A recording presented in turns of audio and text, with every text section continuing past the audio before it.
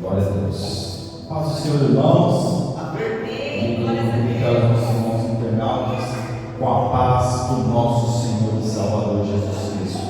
Hoje, como nosso tema, pelo fato de nós estarmos, o pastor estar inaugurando outras igrejas, nós hoje vamos ter um tema livre.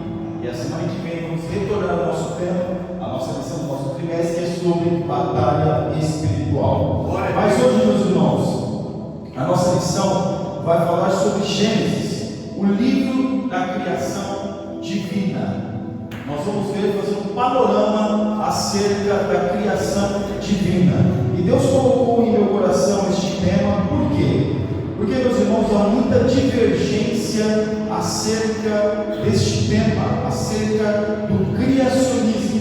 Alguns acreditam no evolucionismo ou no darwinismo, mas nós cremos no criacionismo. Nós temos um Deus que criou todas as coisas. E nós temos a nossa lição hoje que está testificando aquilo que Deus já fez em nossas vidas, aquilo que Deus já realizou nas nossas vidas através da sua palavra e que nos deu a garantia, o entendimento e a certeza que Ele criou todas as coisas. Amém? No nosso texto áureo que está em Gênesis, capítulo de número 1, versículo de número 1, está enfático em dizer que no princípio criou Deus os céus e a terra. Nós vemos, meus irmãos, que o livro de Gênesis significa no princípio. E nós vemos aqui em Gênesis capítulo 1, versículo 1, é bem dito que está dizendo que no princípio, ou seja, antes de todas as coisas, Deus já existia. Deus não era ser criado. E através da sua palavra, Ele começa a criar todas as coisas. Então aqui em Gênesis capítulo 1, no versículo 1, está dizendo: no princípio criou Deus os céus e a terra. Quem criou foi Deus. Deus que criou todas as coisas. Foi Deus que realizou todas as coisas. E aqui, meus irmãos, a nossa verdade prática, a nossa verdade prática, se o livro de Gênesis, as grandes perguntas da vida, sem o livro de Gênesis, as grandes perguntas da vida ainda estariam sem resposta. É claro que para muitos ainda não há resposta acerca daquilo que está na Bíblia Sagrada. Por quê? Porque muitos querem desvalorizar aquilo que está na Bíblia. Muitos querem desvalorizar, tirar o valor daquilo que biblicamente está falando conosco acerca da criação. E aí o que acontece? Muitos começam a criar caminhos para poder explicar a existência do homem e a criação do ser humano, a criação de todas as coisas, a criação da terra. Não vou nem falar do universo, porque o universo ainda é um mistério que o homem não consegue entender. Só aqui na terra, meus irmãos, o homem já não consegue entender, já não consegue explicar aquilo que está aqui. Os irmãos temos uma ideia, os irmãos teriam uma ideia. O homem nunca conseguiu chegar no fundo do mar, a 10 mil metros de profundidade. O homem nunca chegou, ou seja, o homem não consegue explicar aquilo que está nas profundezas do mar. Mas ele quer o quê? Ele quer trazer especulações acerca daquilo que é a criação de todas as coisas. E nós vemos que a ciência, ela explica de várias formas, tem várias teorias, várias situações e várias questões, que até que muitos teólogos estão aderindo como a sua teologia, como a sua regra de fé, e fazendo um conglomerado entre criacionismo e evolucionismo para explicar aquilo que Deus fez. Mas a Bíblia é muito prática. Por quê? Porque ela vai dizer que Deus criou todas as coisas. Não foi uma evolução, não foi algo que foi acontecendo, o homem foi evoluindo, ficou era encurvado, aí foi ficando ereto, e logo virou um homem, e agora foi uma evolução. Nós vemos, claro, que existem seres na natureza, como a borboleta, que não é uma evolução que ela tem, é uma troca que ela vai fazendo ali, e ela vai virando de uma borboleta, que vira um outro ser, que é uma evolução. Isso é uma característica do quê?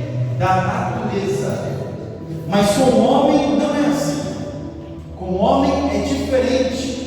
O homem vive, o homem nasce, o homem vive, o homem morre, mas o homem é o único animal, vamos dizer assim, o homem não é um animal, mas é o único ser que sabe que vai morrer.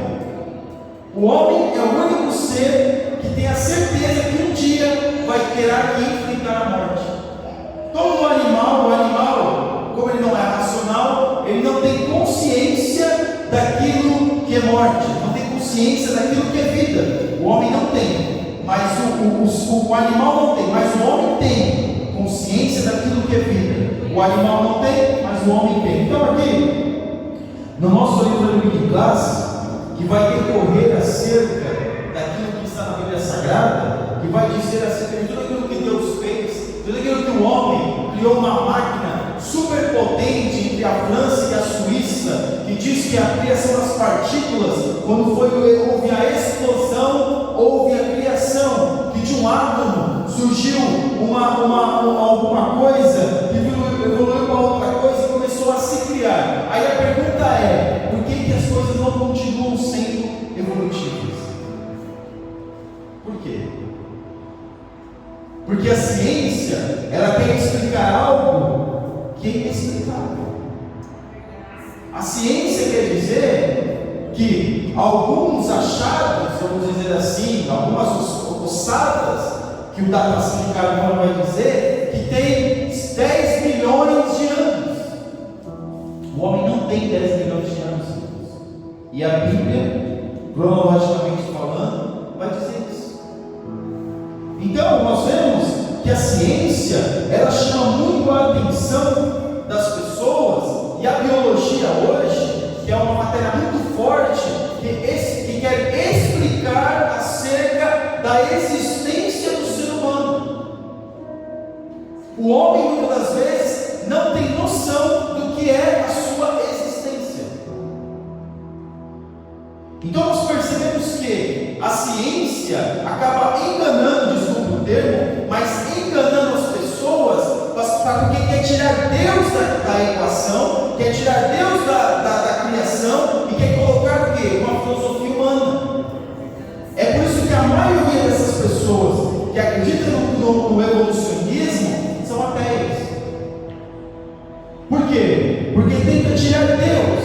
E como o filósofo vai dizer, se Deus não existe, tudo é permitido. Então as pessoas querem cair nessa ideia que não existe um Deus, que tudo aquilo que tem hoje, que está na existência, tudo isso veio o quê? De uma evolução. Essa cadeira, ela veio de uma evolução. O ferro que está aí, que é o minério, veio de uma evolução. A madeira, que deve ter algum compartilhamento de madeira também, o plástico, veio de uma evolução. E as coisas começaram a ser criadas, e o homem começou a ser criado. Mas nós sabemos que, biblicamente falando, Deus criou todas as coisas. É muito simples. Mas muitos querem desacreditar de Deus e colocar as suas filosofias, e colocar o seu entendimento. Por quê? Porque querem tirar Deus da criação. Então, aqui na nossa introdução, sem o Gênesis, não teríamos condições de responder as grandes perguntas da vida. Mas, existe uma situação aqui. As pessoas hoje não querem acreditar que existe um Deus. Não querem acreditar que existe um soberano que fez todas essas coisas. Então hoje, para muitos, é mais fácil acreditar, porque para mim, não, tem que ter muito mais fé em acreditar que de um átomo, de uma ameba que virou de um átomo que virou uma ameba, que uma ameba que virou um sapo, que o sapo que virou um outro animal, que foi evoluindo. Irmão, tem que ter muita fé. Muita fé mesmo. Eu não tenho essa fé, não. Não tenho, não. Tem que ter muita fé mesmo. Mas quando isso começa a se desconstruir, a partir do século XVIII, quando Charles Darwin ele faz uma expedição no mundo, vai em algumas ilhas vai em alguns lugares do mundo, inclusive esteve no Brasil, e começa a coletar algumas amostras. E ele começa a dizer que houve sim uma evolução. E é claro, na academia, naquele tempo, a sua tese foi desconsiderada. Mas algumas pessoas pegaram essa tese e levaram adiante. No seu próprio tempo, ele foi desacreditado. Por quê? Porque nessa época na Inglaterra, o cristianismo era muito forte, a igreja anglicana era muito forte, então não tinha espaço para esse tipo de teoria. Mas aqui nós vemos que a Bíblia ela explica da onde o homem veio e explica também para onde o homem vai. A Bíblia ela é autoexplicativa. As pessoas tentam encontrar respostas na ciência, sendo que a Bíblia já vai dizer, principalmente acerca do homem. A Bíblia entende o homem como ninguém. Por quê? Porque a Bíblia é a palavra de Deus. A Bíblia sendo a palavra de Deus, e Jesus que é o Verbo que se fez carne e habitou entre nós, que nos conhece melhor do que nós mesmos, a Bíblia ela vai atestar de fato quem é o homem. E aqui no tópico 1, tema, data e autoria local, o tema do Gênesis, meus irmãos, é resumido em seu primeiro versículo. No princípio criou Deus os céus e a terra. O assunto central do livro, portanto, é a origem divina dos céus. Irmãos, o livro do Gênesis, ele não está dizendo aquilo que ocorreu antes do céu, que ocorreu antes da criação. No livro do Isaías, o profeta Isaías, ele vai falar algumas coisas, Ezequiel vai falar algumas coisas acerca daquilo que é a eternidade.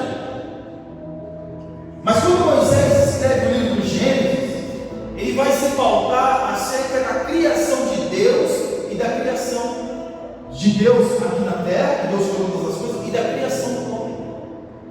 Então, a nossa data, a data do livro, não está muito certa ainda quando Moisés escreveu o livro. Por quê? Porque o livro de Gênesis, a escrita do livro de Gênesis, aquilo que, algumas coisas, muitas das coisas, principalmente até o capítulo de número 11 do livro de Gênesis, é mais antigo, é muito antigo, a história é muito antiga. A história é muito antiga. Mas a partir daí nós vemos que é mais, acaba sendo um tempo muito maior ali entre uma história. Por que eu estou dizendo isso? Porque o livro de Jó foi escrito antes do livro do Gênesis. Porque Moisés, que muitos estudiosos entram em questão, ou concordam que o livro de Jó foi escrito quando o quê? Quando Moisés mata o egípcio e foge para Midian. E lá o seu sogro Jetro, que alguns dizem que era uma certa descendência de Jó, ele dita para Moisés, e Moisés escreve acerca de Jó. Então o livro de Jó é mais antigo do que o livro de Gênesis. Porém, a escrita até o capítulo 11 do livro de Gênesis é mais antigo do que a história de Jó. Então o tema do livro e a data, e alguns dizem que Moisés escreveu o livro já quando o povo estava o quê? Em peregrinação para a terra prometida. Então quando houve a peregrinação, foi aí que Deus ele revelou a Moisés o livro de Gênesis. Porque quem poderia, meus irmãos, trazer a memória de Moisés acerca de tudo aquilo que estava no livro de Gênesis, principalmente nos primeiros capítulos? Só o próprio Deus. Mas também existe a lei oral, que é a lei oral que vai passando de um para o outro, um povo para o outro, e o povo que é muito rígido na sua história, que o povo judeu, ele é muito rígido na sua história, no caso daquele momento, o povo hebreu, muito rígido na sua história, então fielmente passa para a próxima geração aquilo que é a sua história. Então nós percebemos, meus irmãos, que a palavra de Deus ela é fiel na sua data, no seu tema, que aquilo que está na palavra de Deus é a realidade. Aqui na autoria, como nós já falamos, o autor do livro do Gênesis é o próprio Moisés. Moisés ele escreve o livro do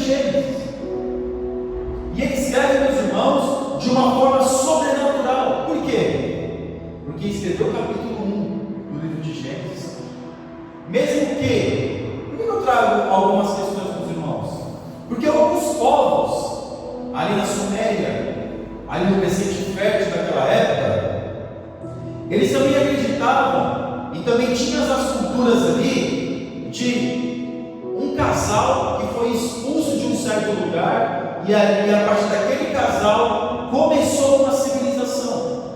Então a Bíblia não é a única que atesta acerca de um casal que foi expulso, que começou a civilização acerca desse casal. Então outros povos, outras crenças, outras culturas também entendem como nós entendemos.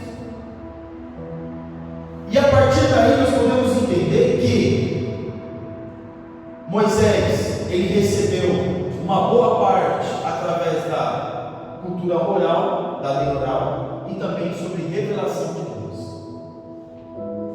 Por que nós podemos, meus irmãos, ter a certeza que Moisés foi fiel naquilo que ele escreveu? Aleluia.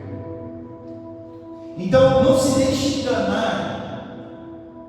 Quando eu estava no colégio, no último ano do colégio, a professora de biologia, ela era uma ex-crente.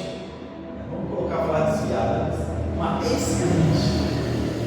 E ela defendia fielmente sobre o criacionismo, porque chegou um momento da matéria de biologia que ela começou a voltar muito acerca do criacionismo. E aí eu e mais um colega também que era evangélico começou a questioná-la acerca, porque ela pautava tanto acerca do evolucionismo. Nós cremos no criacionismo, mas ela se pautava muito acerca do evolucionismo. E nós, claro, tinha que fazer a prova, e tinha que fazer a prova da maneira que ela estava ensinando para tirar a nota. Porém, nós não nos calamos. Nós a questionamos, por quê? Em um certo momento ela disse: olha, eu já fui crente, eu já fui evangélico da Assembleia de Deus, mas para mim hoje faz muito mais sentido o evolucionismo do que o criacionismo. Então aqui, meus irmãos, no tópico 2, o objetivo do Gênesis, fortalecer a fé da geração do Êxodo.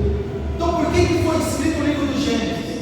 Por que Moisés ele começa a trazer à memória do povo o livro do Gênesis? Por que Moisés ele começa a dizer para o povo acerca do livro de Gênesis? Sabe por quê? Para o povo ter a certeza de onde veio, o povo saber qual que é a sua descendência, o povo saber que não veio do mesmo acaso, para que o povo possa ter a certeza que quem criou o homem, que quem criou o ser humano foi Deus. Aleluia. Foi Deus que criou o ser humano, foi Deus que fez com que o ser humano viesse à existência, porque o ser humano ele é muito precioso para Deus, é a coroa da criação de Deus, é o ser humano, porque o ser humano é um ser racional. O ser humano pode escolher se ele quer ir para o céu, se ele quer ir para o inferno. Então aqui nós vemos que Moisés teve a revelação da peregrinação acerca do livro de Gênesis e começa a trazer para o povo, a dizer para o povo que de fato da onde aquele povo veio. E é claro, ele começa a trazer acerca da criação para o povo e também começa a explicar acerca de Abraão, acerca de Isaac, acerca de Jacó, mesmo que na mente daquelas pessoas existia memória, mas uma memória de uma história muito forte. E também dizer para aquele povo que Deus, ele criou o homem não para destruir ao homem, mas para que o homem fosse salvo por ele. E que o homem, quando ele começa a narrar o dilúvio, porque ele escreve o dilúvio, ele começa a explicar para o homem que se o homem estiver em Deus, ele vai ser salvo. Se o homem estiver em Deus, tanto ele quanto a sua família vai ser salva. Mas se o homem não estiver em Deus, a sua família, ele e a sua família estão em risco. Então aqui, meus irmãos, nós vemos que Moisés escreve o livro do Gênesis para explicar para o homem quem de fato o homem é, da onde o homem veio, por que aquele povo estava ali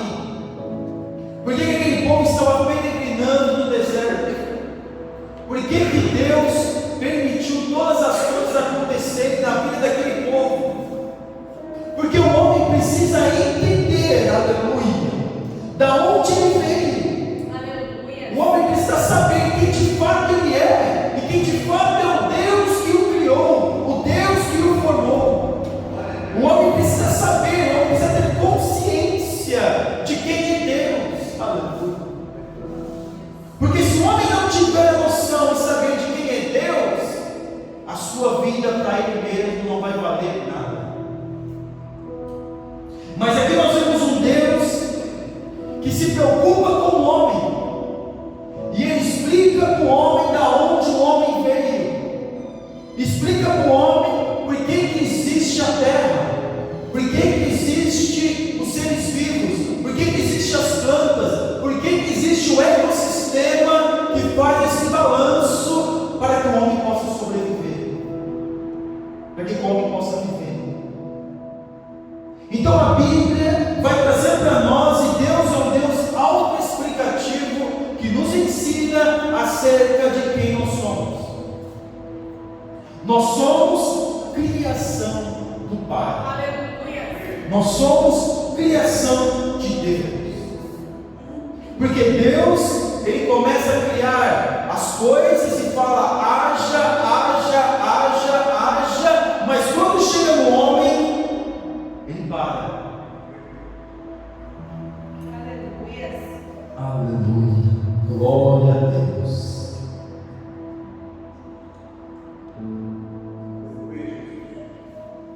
Ele para. E Ele reserva um momento para fazer o homem nos seus mínimos detalhes. Aleluia. Como já foi falado aqui, o homem é uma engenharia que não tem como ser feita por nenhuma ciência, por mais evolutiva que ela seja. O homem é um ser extremamente complexo, porque o homem é dotado de faculdades mentais. Nenhum ser vivo tem essa faculdade, mas o homem tem. O homem tem memória. O homem tem algo que Deus não colocou nem nos animais, nem nos vegetais. Porque Deus tem um plano especial para o homem. Aleluia. Porque Deus criou o homem, aleluia, para ser eterno. Deus cria o homem para a eternidade. Então Deus, Ele faz o homem nos seus mínimos detalhes, na sua criação, para que o homem possa ter consciência e mentalidade de quem é o seu Criador. Aleluia. Então hoje nós temos que saber e ter a certeza de quem é o nosso Criador. Quem é Deus? E Deus ali falando com Moisés para fortalecer a fé daquele povo, que foi um povo murmurador. Mesmo sabendo de tudo aquilo, mesmo vendo tudo aquilo que Deus estava fazendo, os milagres que Deus estava realizando, mesmo assim o povo se volta contra Deus. E a mesma coisa hoje. Eu prefiro acreditar em algo que não tem explicação do que algo que tem explicação. Eu prefiro acreditar que eu sou uma causa que não foi planejada do que acreditar num Deus que me planejou. Então hoje, meus irmãos, a fé está muito sem ter uma credibilidade. E aqui na parte 2, responder as perguntas da vida, Paulo sabia como empregar as verdades do Gênesis. E o que o apóstolo Paulo faz? O apóstolo Paulo, ele vai no centro filosófico, porque também os filósofos queriam puxar Jesus do lado deles. Jesus também foi indagado pelos filósofos, mas Jesus, ele fica ali na Palestina, Jesus fica ali em Israel, pregando ali. Mas o apóstolo Paulo, que foi chamado para ministrar às outras nações, o apóstolo Paulo vai na terra de Sócrates, Platão, Aristóteles, Parmênides.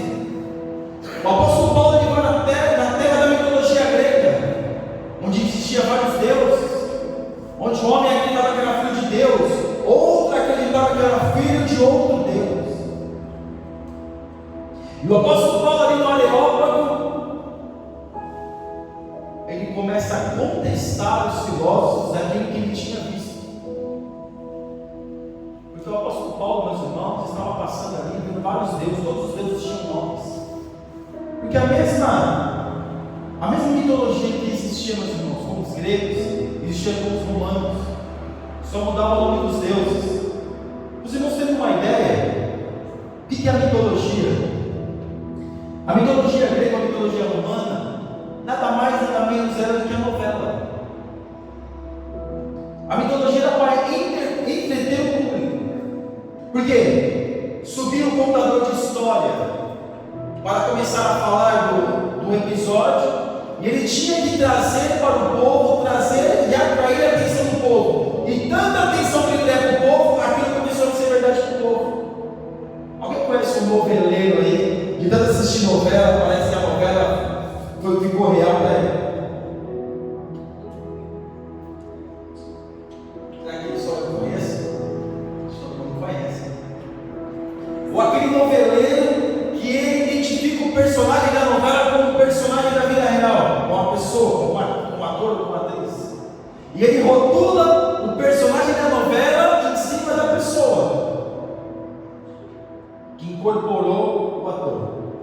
Então nós vemos, meus irmãos, que naquela época a mitologia que foi criada, que virou praticamente uma novela, era muito forte essa mentalidade. E aí se começou a fazer deuses. E aí o apóstolo Paulo chega, olha, eu estou vendo muitos deuses aqui, mas também tem um altar ali ao Deus desconhecido. O apóstolo Paulo pega esse gancho e começa um certo debate com os filósofos, que não houve debate. O apóstolo Paulo mais pregou no Areópago, não ficou debatendo filosofia e ciência e qualquer outra coisa daqueles homens, explicando a vida, explicando quem é Deus, explicando que Deus é o único Deus que não foi criado, porque os outros deuses da mitologia, todos eles foram criados. Se nós pegarmos os indianos, vai dizer que a dança de Shiva que criou todas as coisas, mas em cima de Shiva existe um outro Deus que criou Shiva. Acho que todo mundo já ouviu falar de Shiva, de Krishna, né? Que ficou muito forte nos anos 90. Mas o que nós cremos? Que o Deus que nós servimos, ele não foi criado, ele é o Criador. E isso tem um peso muito grande. É por isso que hoje muitos querem tirar Deus do cenário, tirar Deus da criação e querem colocar a ciência. Porque se Deus existe, não se pode viver de qualquer jeito. Existe um jeito certo de nós vivermos. E nós percebemos, meus irmãos, o apóstolo Paulo ali pregando, é claro, que o apóstolo Paulo não foi ali para convencer aqueles homens, porque aqueles homens não queriam ser convencidos, mas foi para mostrar para aqueles homens que além da crença que eles tinham, existia a crença no Deus Todo-Poderoso. É claro, nesse inteirinho, nesse caminho, muitos podem se converter. Nós temos que pregar, por isso que ele diz que pregar em tempo e fora de tempo, porque nós não sabemos o tempo certo de pregar. E aqui nós vemos o apóstolo Paulo, ele falando e questionando aqueles homens e pregando acerca de um Deus que não foi criado, mas é criador. Aleluia! Qualquer coisa, meus irmãos, que existe na terra, o inimigo, ele não cria nada. O diabo, ele não pode criar nada. Até fizeram recentemente, alguns anos atrás, aí, a clonagem de um animal da ovelha Dolly, a clonagem. mas o único ser que pode fazer daquilo que não existe, trazer a existência é Deus. O diabo ele não pode, o diabo ele usa as coisas que Deus criou para enganar o homem. Até mesmo a sua mente, o seu intelecto, as suas faculdades mentais, o inimigo usa para quê? Para enganar o próprio homem. E aqui no tópico 3, a criação. Em seus 2 capítulos iniciais, o autor sagrado mostra como vieram a existir os céus, a terra e a humanidade. Tudo quanto vemos e também o que não podemos ver foi criado por Deus. Aí tem muita discussão acerca, do formato da terra. Irmãos, o importante é que a terra existe e que nós existimos dentro dela. Agora, será que nós podemos imaginar e raciocinar acerca daquilo que Deus fez? A complexidade que existe, não vou nem colocar o universo, mas dentro da terra, a complexidade que existe numa planta, não vou nem dizer o homem, mas até mesmo o Bernardo Dias Lopes vai dizer acerca de uma planta, acerca de um ovo. A complexidade que existe. Porque, meus irmãos, o homem, para sobreviver, para viver, tudo aquilo que ele precisa está dentro da terra, não tem nada fora daqui. Tudo aquilo que o homem precisa para viver e sobreviver está aqui. E Deus, Ele cria todas essas coisas para quê? Para que o homem possa desfrutar, possa usufruir de tudo isso. E a terra ela se forma e vazia, e o Espírito de Deus se movia sobre a face das águas. Ou seja, falar que o Sol tem não sei quantos bilhões de anos é uma falácia, porque Deus, quando fala haja luz e houve luz, é o Sol. E quando Deus faz separação entre dia e noite, nós vemos que Deus criou a lua e as estrelas. Então Deus que cria todas essas coisas, Ele está falando para nós acerca daquilo que Ele criou. O que mais nós precisamos saber e ter a certeza que existe um Criador? O que mais o homem precisa saber e entender que existe um Criador? Se o homem aqui está falando e a ciência tenta arrumar muitas explicações, que todas as explicações que a ciência tem, irmãos, eu acompanho um pouco de ciência. Sabe onde chega todas as explicações que a ciência dá? Numa rua sem saída. Porque chega um momento que ela não consegue explicar. E sabe o que a ciência, a desculpa que a ciência dá? Bilhões de anos, milhares de anos. Então a ciência joga muito lá atrás para explicar uma coisa que ela não consegue explicar. E tem muito cristão fazendo aí um conglomerado, uma mistura entre criacionismo, que é Deus, e evolucionismo, que é a ciência. Não estou dizendo que a ciência não serve Deus. Eu estou dizendo que as pessoas estão tirando Deus da sua vida e colocando uma regra que não é Deus. E aí nós vamos aqui para a parte 2, a queda e a degradação humana.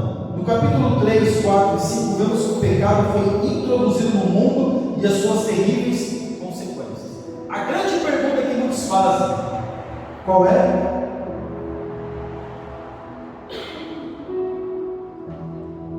Como surgiu o mal? Não é assim? Quem nunca foi perguntado sobre isso? Como surgiu o mal, irmãos? Estava a eternidade.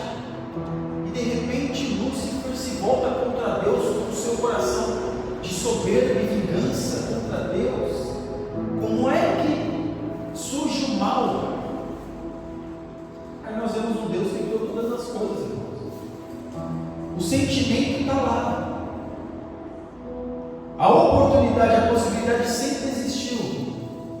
Mas em determinado momento Lúcifer fez uso desse sentimento e colocou como uma regra no seu coração e colocou prática, e não somente ele, mas ele levou uma terça parte dos anjos com ele, como nós aprendemos na lição de número 3.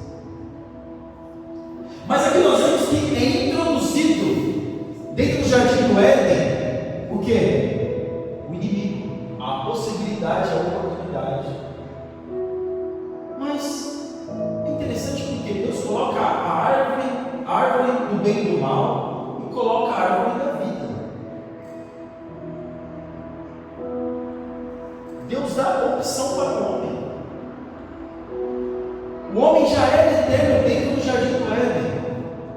Então, se a gente fosse colocar, nós não tinha necessidade de comer a árvore da vida, porque ele já era eterno. A condição que Deus fez o homem foi para ser eterno. Deus não fez o homem para se findar aqui e agora, não. Deus fez o homem para ser eterno, e mais, Deus fez o homem para ser eterno, para ter um relacionamento com Deus. O que a Bíblia é bem clara em dizer?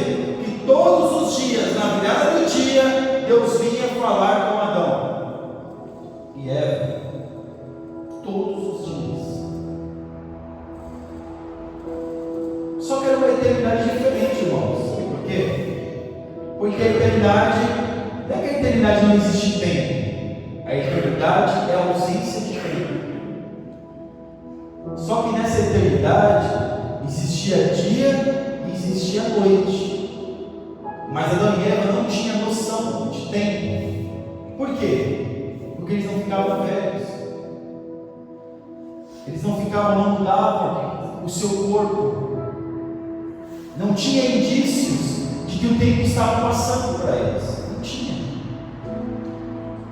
Então nós percebemos, meus irmãos, que Deus, Ele coloca o homem ali, depois cria a Eva, porque Deus quer se relacionar com o homem. Mas para que Deus possa se relacionar com o homem tem que ter a noção, a consciência e a certeza que existe um Criador, que existe um Deus soberano, Criador de todas as coisas, que existe um Deus de regras, que existe um Deus de preceitos. Porque Deus falou para o homem: olha, não coma daquela árvore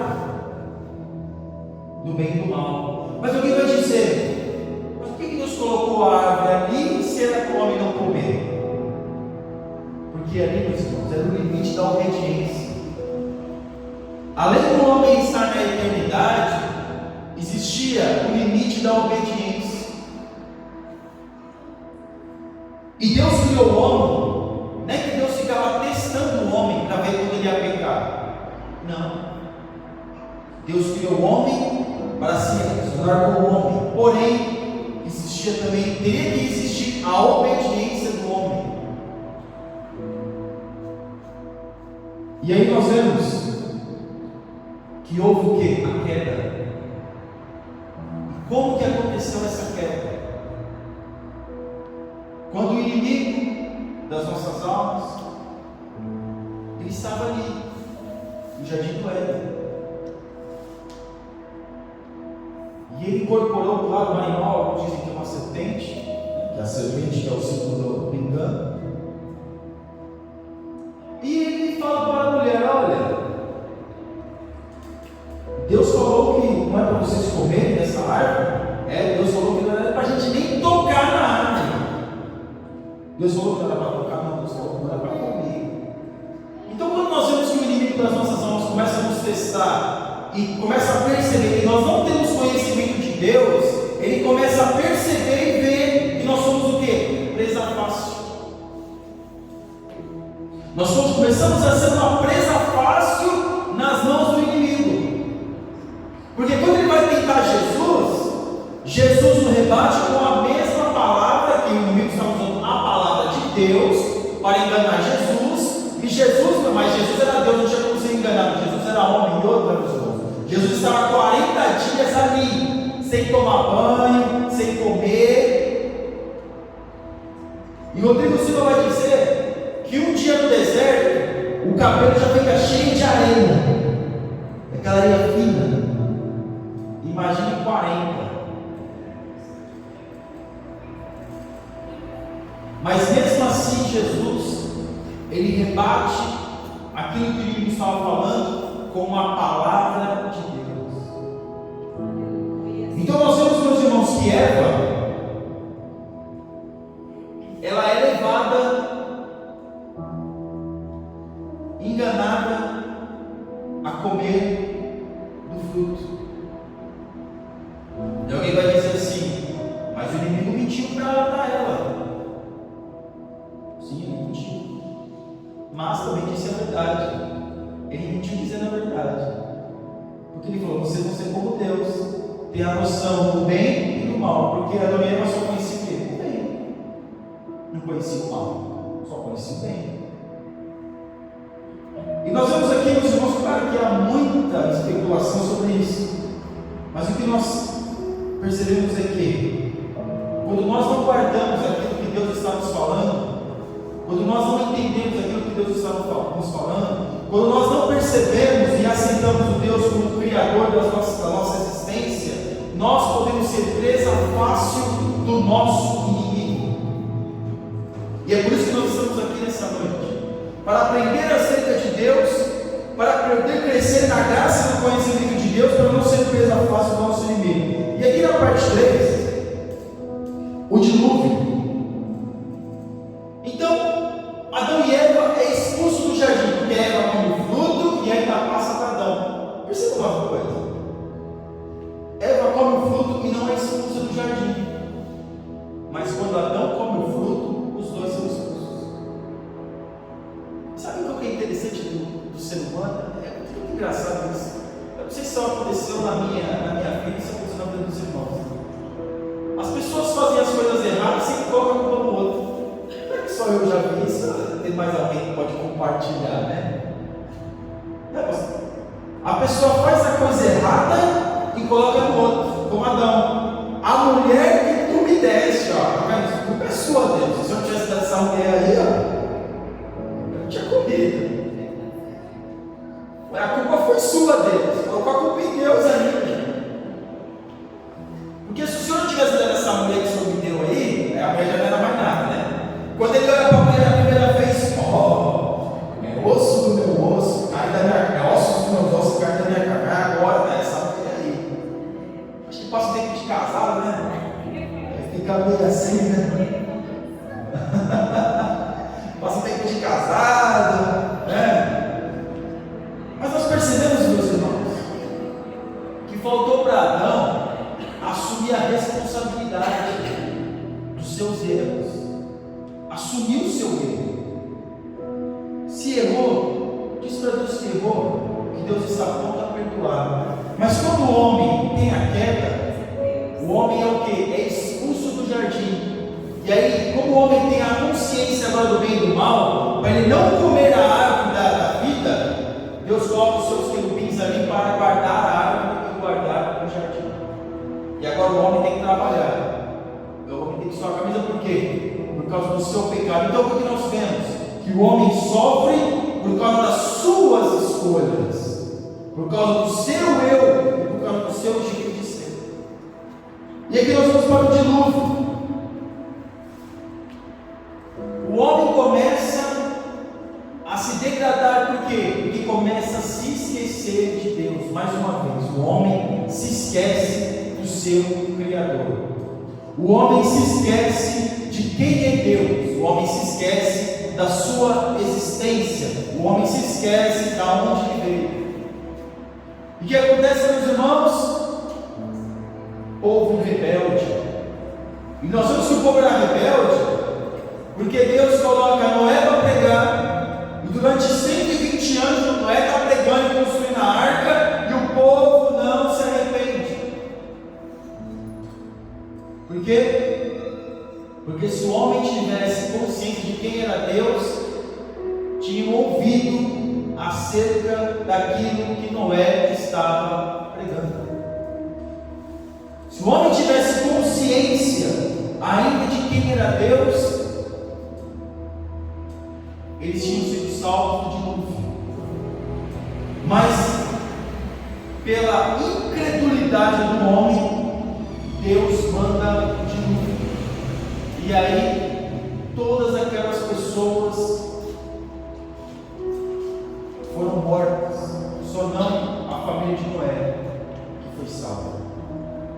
Por quê? Porque o homem se esquece do seu Criador, porque o homem se distancia daquele que é o Todo-Poderoso, o Senhor Deus. O homem quer viver a sua vida da sua maneira. O homem quer rotular o Deus Todo-Poderoso com outros deuses, como Jesus amigão, como Jesus meu colega. Jesus é tudo para muitos, menos Senhor, menos Deus. E é isso que nós não podemos nos esquecer. E aqui na parte 4, o recomeço da civilização. E quando Deus começa uma nova civilização, nós vemos um dos filhos de Noé pecando contra o próprio pai. Porque o homem, ele tem essa facilidade e essa dificuldade, essa facilidade de cair e essa dificuldade de ver Deus como seu único Criador. E aí, o filho desrespeita o pai.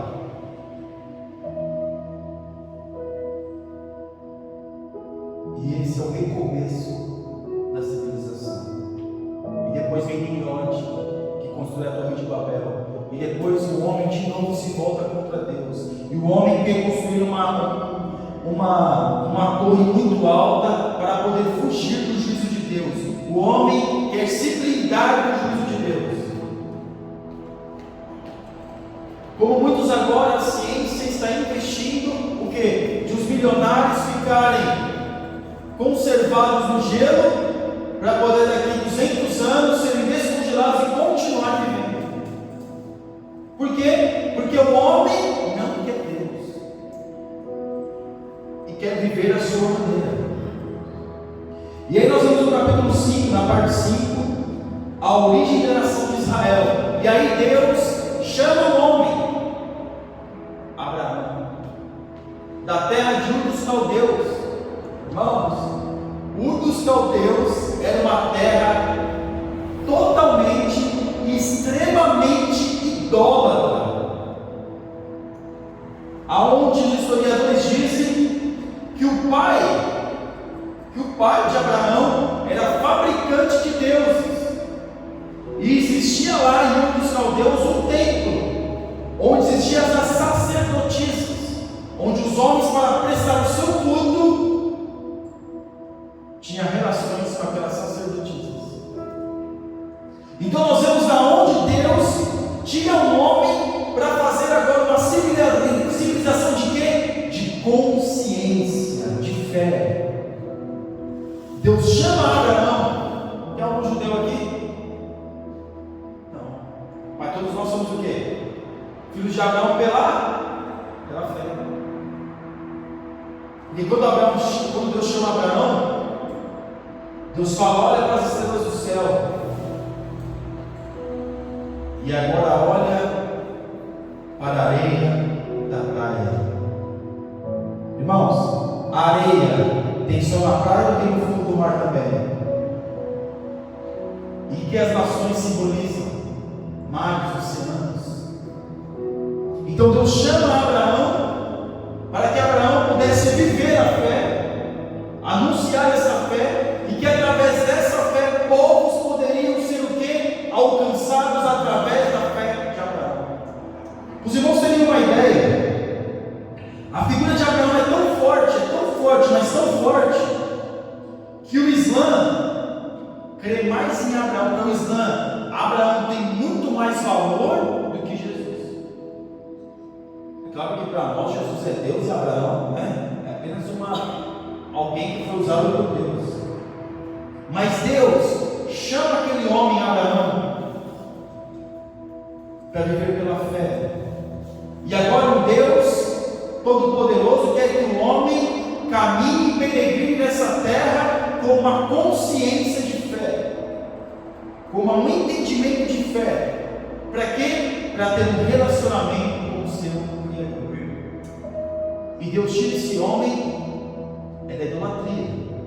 Deus tira esse homem de Ur dos Caldeus. Irmãos, Ur dos Caldeus, além de ser uma cidade idólatra, era a metrópole da época. Nós saímos do Brasil e viemos para Portugal, né? De repente, eu particularmente era da periferia de São Paulo, vim para Portugal. Claro, a gente, né? É um lugar melhor para viver. Agora você imagina uma pessoa saindo de Luxemburgo e indo lá para a Somália. Era assim que era a figura, ou o exemplo que nós podemos dar. Ou tem um país ainda mais pobre, que eu esqueci agora o nome, mais pobre que a Somália, que é o país mais pobre do mundo, que está na África. E Deus chama este homem para sair de Luz, uma metrópole, para peregrinar e ir viver naquele país, para construir uma fé, para construir através de Abraão uma civilização de homens e mulheres com fé no único Deus Criador de todas as coisas. E a nossa conclusão: veja como são contrastantes o primeiro e o último versículo de Gênesis. Na abertura do livro, um toque de indescritível alegria. No princípio criou Deus os céus e a terra. No último, uma nota de condolências. E morreu José da idade de 110 anos.